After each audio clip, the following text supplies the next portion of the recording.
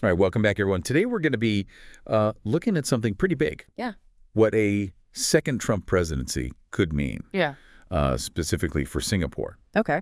We're going to be looking at a recent analysis from Channel News Asia, kind of dissecting it, seeing what we can learn. What do you think? Yeah, I think what's interesting about this is that it's not, we don't have to completely speculate. We've sort of seen how his first term played out. We've got some data. Yeah. No crystal ball needed. Mm-hmm. We've got, like, real-world stuff to work with here. Yeah, for sure. The CNA piece kind of highlights some of the potential, like, shockwaves in areas like trade, regional security, and even, Singapore's role in diplomacy globally. Mm-hmm. But the thing that really stood out to me was this idea of Trump as, like, a transactional leader. Right. What does that even mean? I mean, like, can you unpack that a little bit? I think a transactional leader is really focused on the deal. It's really about what's that immediate exchange. Okay. It's less about shared values or long-term alliances. So less, we're all in this together, more like, show me the money. You got it. Okay. And that has implications, for Singapore. Remember all the talk during his first term about, like, allies needing to pay their fair share when it comes to defense? Yeah. That could come back with a vengeance. And, we could see the U.S. asking for more financial contributions from Singapore or even, like, increased military support. So are we talking, like, actual dollar amounts being thrown around or more like subtle pressure to kind of align with U.S. interests? I think it's probably going to be a bit of both. But here's the other thing that I noticed during the first term. Personal relationships really seem to matter a lot. Like, having a good relationship with Trump himself could really help navigate this kind of deals first approach. So it's not just about policy, but it's like personality, too. Yeah. Wow, okay, so that adds like a whole other layer of complexity for Singapore to deal with. For sure. Speaking of complex, let's move on to trade, because that's another area where things could get a little dicey. The CNA piece suggests that those protectionist trends that we saw during the first Trump term might actually accelerate now. Yeah. What do you think about that? I think that raises a lot of questions, especially given how reliant Singapore is on global trade. Do you remember what happened with the Trans-Pacific Partnership? Oh, how could I forget? That was supposed to be this massive free trade agreement with all those countries on the Pacific Rim, including Singapore, and then boom. Right. Trump pulls the U.S. out right at the start. Yeah, that sent ripples throughout the whole region. Yeah. It really signaled a pretty clear shift towards, America first, prioritizing American interests, even if it meant kind of pushing aside multilateral trade deals. And now analysts are saying we might see even more of this kind of America first agenda, potentially leading to things like higher tariffs, more trade barriers. So help me understand the fallout here. What does this mean for a small, open economy like Singapore, which has basically built its entire success on being a global trading hub? Yeah. We're talking potential disruptions to supply chains, right? And wouldn't that hurt Singapore's role as this kind of critical link in those networks? I think those are all valid points. It's definitely a concern, but I think it's important to remember that every challenge can also be an opportunity. This kind of shift could push companies to diversify their supply chains, maybe moving some operations away from China to avoid those tariffs. I see what you're saying. So companies might start looking for alternative manufacturing hubs, alternative places for logistics, and Singapore, with its stable environment, skilled workforce, that could be pretty attractive. Exactly. Although there is a potential downside that the article highlighted, increased U.S. scrutiny of companies with large Chinese investments. So imagine, you have these companies operating in Singapore, but they've got ties to China. They might suddenly find themselves under the microscope. Wow, so it's a real tightrope walk for Singapore to maintain those strong economic ties with both the U.S. and China. Mm-hmm. But also, they've got to do it without setting off any alarm bells. Yeah. It sounds like the stakes just got a whole lot higher. They have. And speaking of high stakes, we kind of have to talk about the elephant in the room. The U.S.-China rivalry, something that's only expected to intensify under a second Trump presidency. Right. And the CNA piece specifically points to technology and semiconductors as being these like key battlegrounds in this rivalry. Yeah. We saw how Trump kind of went after those Chinese tech companies like Huawei in his first term. What do you think? Is that going to keep happening? I think it's likely to continue. Most people think he's going to double down on that tough stance, especially when it comes to things like 5G, artificial intelligence. Yeah, okay. And this rivalry, just like we saw with trade, has two sides for Singapore. Okay, so I'm sensing a pattern here. Right. On the one hand, as businesses are trying to navigate this whole tech decoupling between the U.S. and China, some of them might, relocate their operations from China to Southeast Asia. And again, that could benefit Singapore, Right. but That there's always they, a but. there is. There's that flip side. And those are those heightened geopolitical tensions, especially in those areas that are kind of flashpoints like the South China Sea, the Taiwan Strait. That poses a real problem for stability in the region, and Singapore's right in the middle of it all. Yeah, it sounds like a recipe for volatility, unpredictability.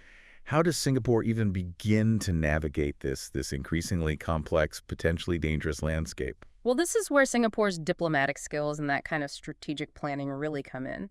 Remember, they've always been proud of maintaining good relationships with both of those big powers while advocating for regional cooperation. It's that delicate balancing act. Yeah. But how do they avoid being forced to pick a side? I think it's going to be about finding ways to engage with both the U.S. and China constructively while also strengthening ties with other regional players. Yeah. So, ASEAN becomes even more important as this platform for dialogue and cooperation. So it's about hedging their bets, Yeah. diversifying partnerships, building a whole network of relationships. And hopefully that can help them maintain their independence, their autonomy. Exactly. And speaking of partnerships, we shouldn't forget that Singapore already has experience playing a pretty key role on the world stage. I mean, remember the 2018 Trump-Kim summit? Oh, absolutely. Yeah. That historic meeting between a sitting U.S. president and a North Korean leader, I mean, that really put Singapore in the spotlight, showcased their ability to be this neutral facilitator. Right. And that role could become even more important in a second Trump presidency. So we could potentially see Singapore hosting more of these high-profile summits, maybe even taking a more active role in mediating some of these international disputes. Essentially, yeah. It feels like Singapore is becoming the Switzerland of Asia, this neutral ground where different parties can come together, try to find common ground. Yeah, that's a great analogy. And remember, Prime Minister Lee Hsien Loong welcomed Trump back in 2018, during that summit with Kim Jong-un. And just recently, Prime Minister Lawrence Wong congratulated Trump on his win, even invited him to come visit Singapore again. So it seems like Singapore is signaling that they want to keep a strong relationship with the U.S. no matter who's in charge. But, I mean, at the end of the day, this second Trump presidency, it really presents kind of a mixed bag for Singapore. It's opportunities and challenges all kind of wrapped up together. Absolutely. I think the takeaway here is that Singapore is going to have to be agile, strategic, and probably a bit more proactive in shaping their own destiny in this new global landscape. I mean, it's about more than just adapting. It's about actually trying to influence how things unfold. Well said. And that brings us to kind of a crucial question. How does Singapore actually navigate this new world order? And what are the specific strategies that they can use, not just to survive, but to thrive? That's what we're going to explore next. Okay. All right. Sounds good. So we've talked about all these challenges, but what can Singapore actually do? I mean, what are some concrete moves they can make to deal with this new world order, especially with Trump back in the White House? One area to keep an eye on is trade agreements. With the U.S. maybe pulling back even more from those big multilateral deals, Singapore might want to get closer to other partners. We could see them going for those bilateral agreements, with countries in Europe, maybe Latin America, even Africa. So spreading the risk, right? Not putting all their eggs in one basket. Diversifying those trade relationships. Exactly. And that diversification could also apply to supply chains. Singapore could give companies incentives to set up manufacturing and logistics hubs right there so they're not so reliant on one country like China. Makes sense. But what about security? I mean, we talked about those tensions in the region, especially with this U.S.-China rivalry getting more intense. Yeah. How can Singapore make sure it's safe in such a volatile environment? That's where things get tricky. Singapore's always played it safe. Strategically ambiguous, not taking sides in this U.S.-China thing. But staying neutral could become even tougher this time around. So how do they walk that tightrope, especially if the U.S. starts pushing its allies to be more assertive? Well, they might need to beef up their own defenses. Maybe spend more on the military, strengthen those partnerships with other regional players like Australia, Japan. It's about showing they're strong, they can handle themselves, but without directly poking the bear, either the U.S. or China. So finding that balance. Be ready to defend yourself, but don't provoke anyone unnecessarily. Makes sense. But beyond military stuff, are there any other diplomatic tools Singapore can use? One thing Singapore's really good at is building bridges, bringing people together for dialogue. They've hosted all those big summits and conferences, often being that neutral place to talk about sensitive stuff. Right, not just the Trump-Kim summit. They're active in those regional groups too, like ASEAN, Yeah. pushing for cooperation on trade and security.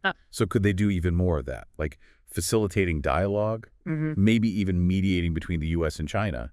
They definitely have the skills. They have this reputation for being diplomatic, pragmatic, understanding how complex this region is. It's interesting how a small country geographically can have such a big impact on diplomacy and international relations. Yeah, it's like punching above their weight, so to speak. So we've got trade, security, diplomacy. What about things at home, domestic policy? Could a second Trump presidency affect Singapore's internal affairs? That's an interesting point. One area could be social and political values. The U.S. under Trump became really divided on things like immigration, social welfare, even climate change. And those divisions, well, they could resonate in Singapore. It's a multicultural society, always focused on harmony, right? So some of that divisive stuff from the U.S. could spill over into Singapore. It's a possibility, can't ignore it. Singapore's leaders might need to work harder to keep things cohesive, prevent the kind of polarization we saw in the U.S. So another balancing act. Engage with the U.S., maybe even benefit from some of those economic shifts, but also protect their own unique social and political fabric. Exactly. Complex challenge, that's for sure. Needs careful planning, strategic thinking, and maybe a little bit of luck. Luck's always good. But let's Right. go back to something we talked about before, this idea of Singapore hosting more of those big summits. If they become this go-to place for international diplomacy, what are the practical things they need to consider? Well, first off, logistics, right? Hosting a big summit takes a ton of coordination, security, infrastructure. Think about securing venues, accommodating all those delegations from different countries, handling the media. Sounds like a huge job, no room for mistakes. But Singapore seems to have a knack for pulling these events off without a hitch. The Trump-Kim summit, that was a logistical masterpiece. You're right. That experience will be valuable if they host more summits. But beyond logistics, there's the diplomacy part.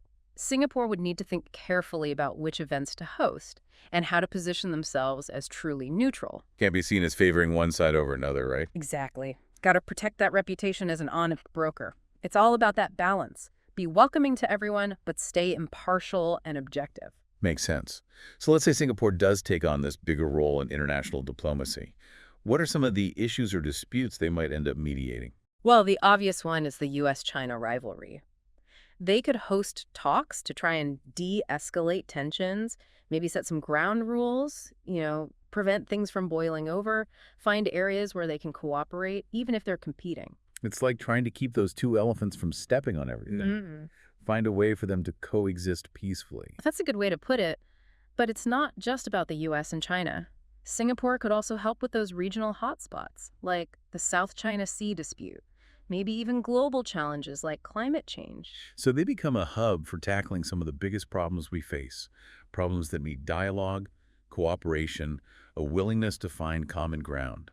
That's actually a pretty inspiring thought. It is. It shows how Singapore could really be a force for good in the world. A small country, but with a big heart and a commitment to peace and stability. Yeah, it's a good reminder that even when things feel chaotic and divided, there are places and people working to build bridges to help us understand each other better. Powerful message. And it brings us to a final question, something to think about. What specific role could Singapore play in building a more peaceful and prosperous future? For the region and the world, I mean. That's a great question. We'll leave our listeners to ponder that one.